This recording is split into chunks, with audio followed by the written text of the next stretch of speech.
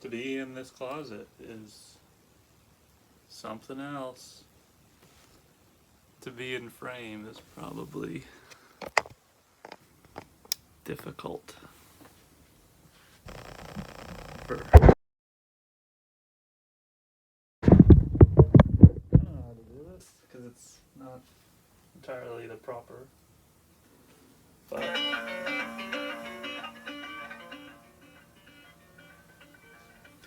I thought I would do an impromptu Criterion closet kind of video.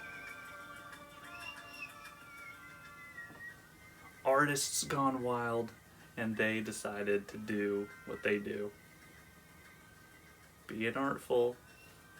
I spent a few on getting this collection, and the thing is, I've never been anywhere close to their headquarters, but they've made their way over to me quite a heft, and I've enjoyed what they've put together. It's like delicate design, hand-picked in that craft for beauty. I don't have to say that. I don't even have to. It's just really great to be having these films in pristine care, knowing that people care this amount about some of these. Yeah, and it's like a lot of them, some of them are rare, some of them are all too known, but the fact of the matter is, I really enjoy movies. And so over the years, I'll start with this one. I've found movies thanks to Criterion. Like the Ice One. This one was like a blind buy. I saw the trailer on the website. I think it was just a clip of them at the dining table. I thought, something about this is grabbing me. And when I went into watching it for my first viewing, somewhere in like the mid 2010s to 20s, one of my first purchases was this dang film. And it has such a resonating feeling for how I feel as a whole towards Criterion. Like, how thankful I am to have found this director, to know that these actors were put together in this production, and that there's more to indulge about this because there's apparently a book. This is something I would recommend as like also a blind viewing. Just check it out if you haven't seen this one. If you know nothing about, then yeah. So that's going in the bag. Another I'm gonna put in here is a little bit more poppy, you know, just like, hey, I'm doing this like wild video. And it's the fact that you can basically do anything from any scenario if you try your hardest. So, a face in the crowd. A woman goes to, I think, like a drunk tank, some sort of like jail scenario, and finds Andy Griffith. A little past my time, so I don't know his name, but yeah, he was one of those big shots, one of those players. And yeah, this is one that I think back to in terms of like what also, it was kind of like a blind buy, something I never had really heard about, and no one talks about it too much, too closely to this current day, but it's something that I think about in terms of how we foster specific people, how they came to be, those intertwining stories, and a lot of other thoughts that just start from that, like, one moment of somewhere. I'd recommend it. I guess I don't have to say that. Each one of these that I'm gonna put in the bag are like ones I like.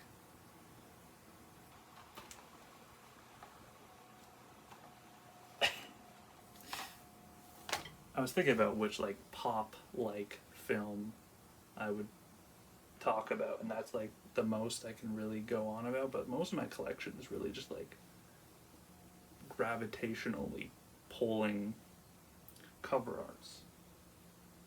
And if there was another that represents that kind of same feeling that I wanted to put in the bag,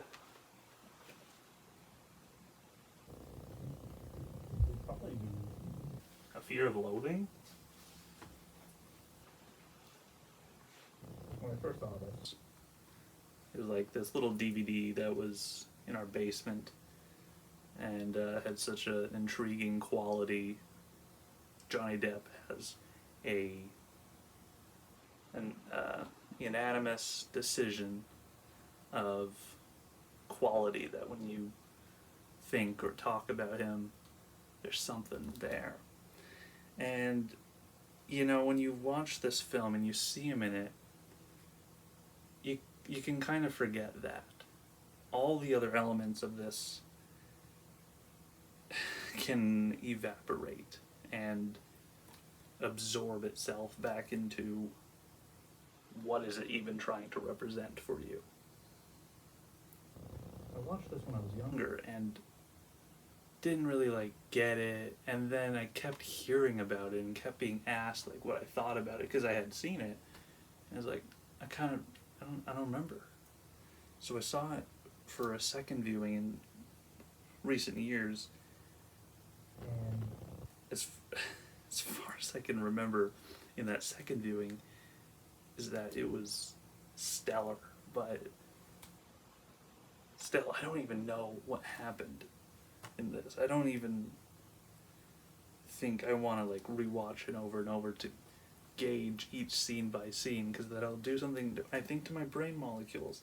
And so from the viewings that I got from this is like, I don't really even remember what happened. Second viewing, I don't get what happened, and I don't mind leaving it at that for now. But you know, how beautiful, how wild, maybe even a little scary.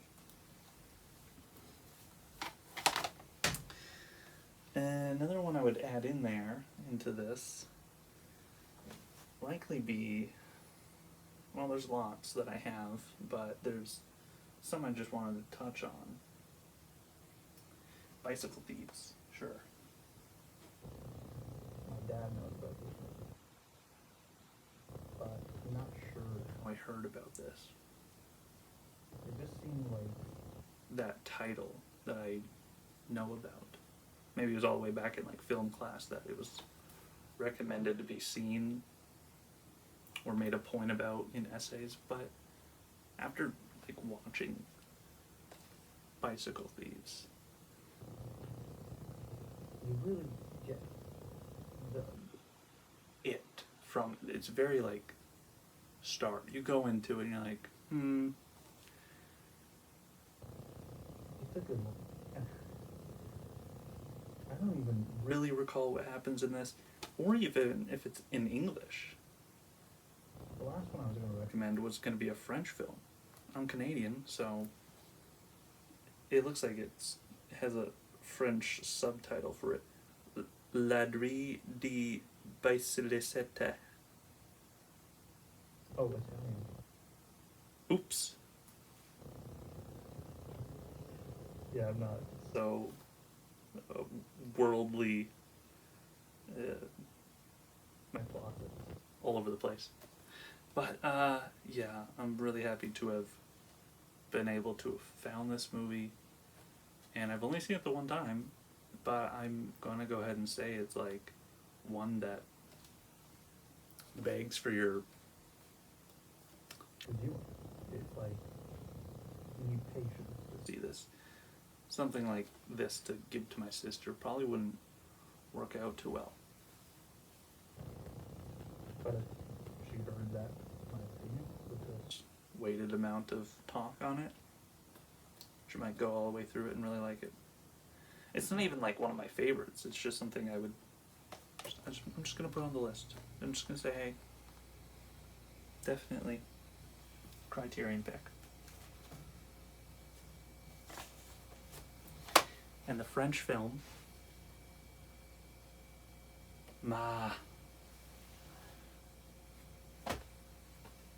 Masculine Feminine. I was going through I forget what, like, the 60s, early 70s French New Wave. There was like a little bit of that. I was going through those films for a little bit. I barely even scraped the surface, but I skipped around and I guess looked for ones that I might like. I think it was even potentially I just saw a quote or a screen grab from this film some number of years back. 2019 I think I saw it, and I was just like blown away with how much I related to it. I watched another one called The Mother and the Whore, which is getting a Criterion release this year. And it's just, you know, these are breathtakingly present in even a certain sadness, but just how we think about culture nowadays. It kind of gains my trust. It's an odd way to put it, but when you can really find a movie that you resonate with, and it's a movie, it's an odd thing to know that something like that can almost feel human. I don't remember what it's about, but probably a love story between this French guy who was seen a lot in some of those films, and likely this gal that he was pining after. But some of the scenes in there stick with me that are like just so something I feel as if I've experienced, even though I've never been to like those places or locations or any way representing those kind of locations. But just how I walk the streets here in my hometown translates back to this one. Masculine, feminine.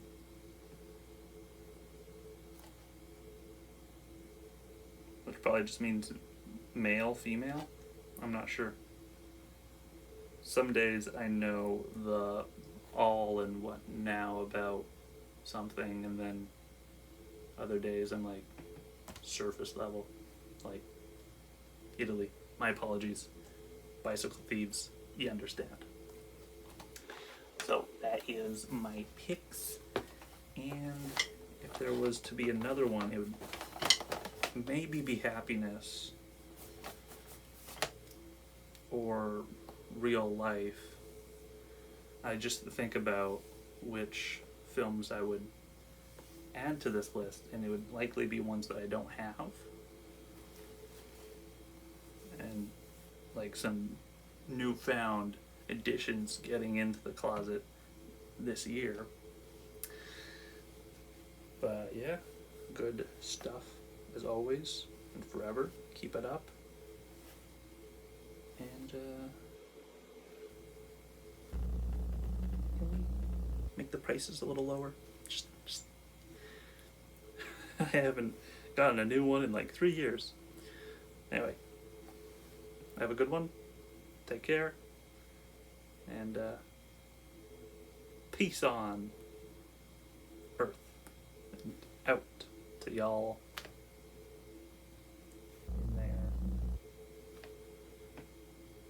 Wherever you really do.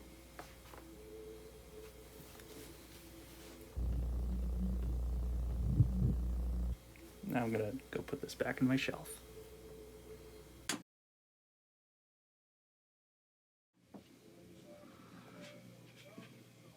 Is there a selection of 5 or so different Criterion films I would have went and chosen to pick for you, Chaz, here to tell ya what those would be?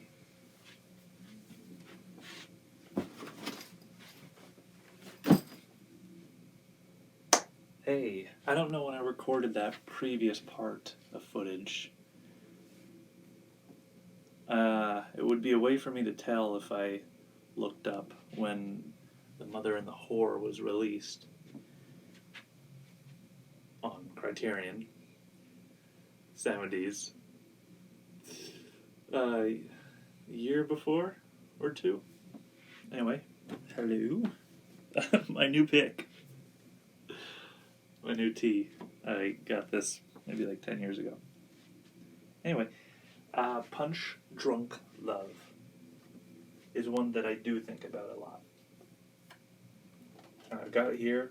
Why I didn't choose it is because it feels like I don't like this cover art. Maybe that's the only reason why.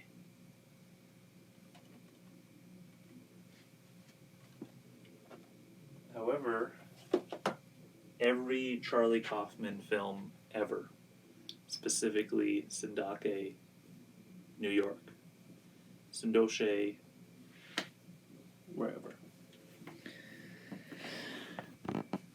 Well, I have them kind of organized up here in this rotation.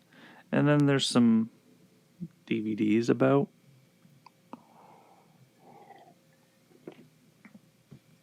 Specifically, this one splits. So it goes alphabetical, and then it splits and does the rest in alphabetical, and frickin' Batman's there.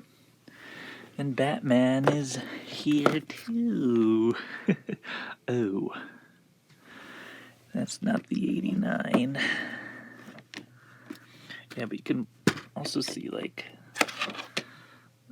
that brightly. So, I mean, other DVDs would be some of the first that I ever did get were back in, like, 2012, accidentally picked up Wes Anderson's collection through eBay website exists. And I don't think I would really particularly say that any of those get in the top 5. I love his first film. Fantastic Mr. Fox is incredible or fantastic. And I seem to have at least a top 20 towards his other one. Can you see it?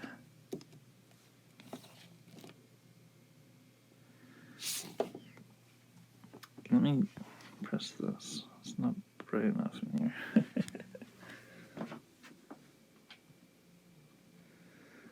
Oh, this is what it's got to be. Black shelf.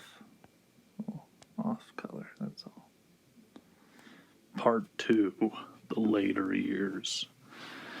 Well, I kind of just wanted to see as to which ones I would pick on camera versus the other 5. And as we had this one. And I'll tell you what it means with this side. It's 2 alphabeticals, correct? These are ones that I've seen up here on the Blu-rays, on the collection itself. So I've seen that. These ones, however, I have not. However, that could mean that I have seen The Big Chill or A Face in the Crowd, just not on the counterpart of this closet pick side from some years ago. When it comes to this guy, I'm in the midst of finishing that one up. Or I'm in the middle of that one. There's a select few to get through. And you know what? So, we're just gonna have to. Or I've seen that, but just, yeah, again, not like that, not on that one. Let's just give me a second here. The ones that I had seen, at least had seen to you, have given you. I recently read this one and it was a year ago. I went ahead and got that one from the library, enjoyed it, and I'm not sure if I'm gonna like the movie as much anymore, but they're both pretty great. Not even really a 10 out of 10 film, really. Or a 10 out of 10 book, but maybe them together, they equal 20. So anyway, and Fear and Loathing, In Christmas, and then there's somewhere. There we go. It seems as if one that jumps out to me a lot is Dazed and Confused. Similarly, at the nature of seeing this DVD in the basement. Not exactly this one, but we had a copy of, good old Blockbuster, whatever cover art they used when they sent them out to normal retailers. We also have like a smiley face cover of this in the basement, or maybe a couple different versions, and I would probably say that one gets in my top 5. So if I'm just going to do top 10, I might as well just do Punch Drunk. I said Charlie Kaufman, I said Happiness, I said maybe Real Life, or maybe I said something else.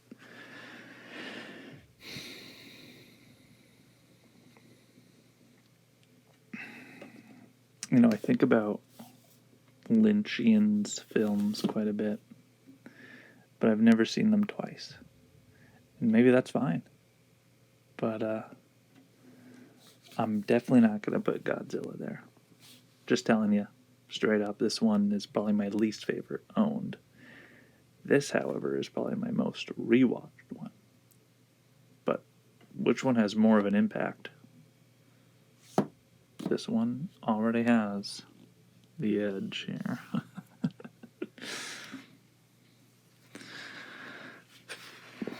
This one blew me away. So I can't exactly tell you why, but it absolutely, as well as what Mr. Kaufman's work has done for me. Have not read that one page at all. Just inspired me so. Especially when I saw this film. I felt like I was going to see a bunch more of their films after seeing this one, but just how much film about films, in a way, inspire me to write. Well, anyway.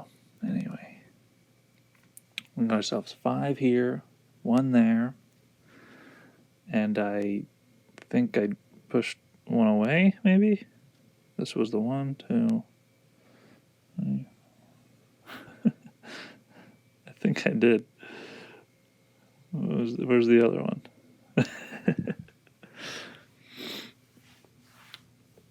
I'm also kind of looking for that guy's names again as well. I have only Being There is so good.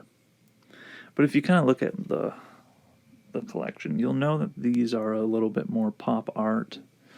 That's kind of what can get me to see a film. Something like Tootsie is especially just the way to describe it. I had already seen Mrs. Doubtfire, but can I see a movie where this guy does that film? And I didn't like it as much when I first saw it. However, after I think a second viewing, maybe not even after a second viewing, just sitting with it over the years, happening to enjoy that. Easily I could talk about every single one of these. I could probably put on one of the Haver brothers. Oh, give a shout out to my friend. Or just blatantly give the Oscar back to the Oscar winner. But there's just so many more that I'm going to miss. That I'm never going to see, and I'm absolutely going to just be flabbergasted in like a year that wasn't in my top 5 from that year. Okay, got that back there. There's probably even one or so here that I can just tell from before even watching it that I'm gonna like, that I just love that. I might as well put this one there. So, my new choices being John Malkovich, My Name is Andre, Punch Drunk Love, and Dazed and Confused. So, to reiterate, art. Pop art. And part of my wall is just ripped, but, this glows in the dark, so it'll be fine. Otherwise, another moment of silence. How about the Abbott and Costello collection? Might as well. If they are in the Criterion, I have to just look that up. Please tell me who and which film that they're in. Every single one of their films are above average, but Criterion level. Where did they fit in ever? Oh my gosh. Gives me a huge smile. I might give it to Ghost World just because of the feeling I get of the ending of that movie. Or just the blanket kind of graduation kind of feel that entire film encapsulates really well, that other films like Kicking and Screaming does as well. I just feel as if the song at the end of that one does it justice. I'm not going to say it above the others, of course. Godzilla wins really well as well. It'd be lovely to put one of Chaplin's pieces in there. Silent movies would be a great choice, but I haven't seen all of them, and I can't really say I absolutely love one to the highest degree. I just seem to like them. Just what a delight. You ever do this with your head where you're the freaking library, you're like, yeah, so that's what I'm doing for a sec here. It might be Tokyo Story, dude. This is one that I really want to recommend. So, in some sort of quiet or long-winded way, that's the 5th for now. I've put a few of the posters up on the walls. That one's from War and Peace. I accidentally put a sticker on that on purpose. Don't shame me for that one. There's the Llewyn Davis one.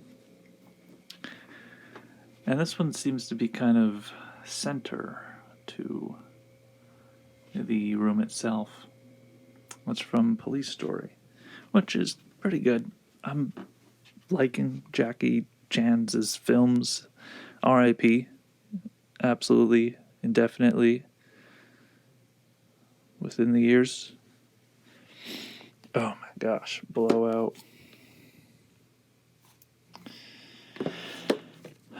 really good scream.